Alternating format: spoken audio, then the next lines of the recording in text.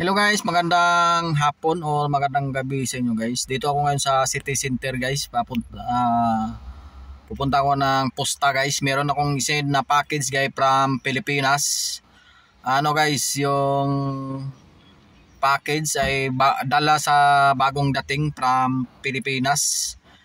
Package siya guys. Ngayon ay isisend ko siya sa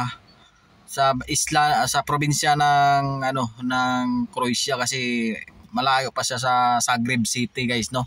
Yung galing Pilipinas kasi ang destination niya ay Zagreb.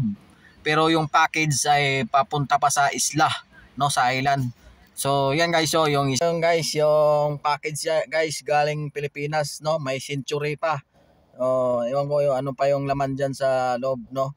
So yun lang guys, no, kung meron kayong package na ang nagdala ay from Pilipinas hanggang Zagreb lang yung destination yung nagdala, pwede nyo ako mautusan guys, pwede nyo ipa-pick up sa akin at isend ko sa posta papunta sa inyong address kung saan yung address nyo guys, no, kasi yung destination na nagdala galing Pilipinas ay hanggang Zagreb lang siya, no.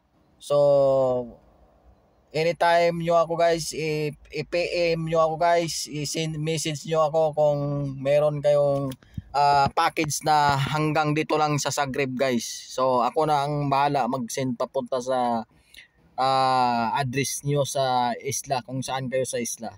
So yun lang guys, maraming salamat po. So pupunta tayo ngayon guys sa posta. So yan guys, no, papasok tayo dyan guys. Yun yung ipapadala natin sa posta guys.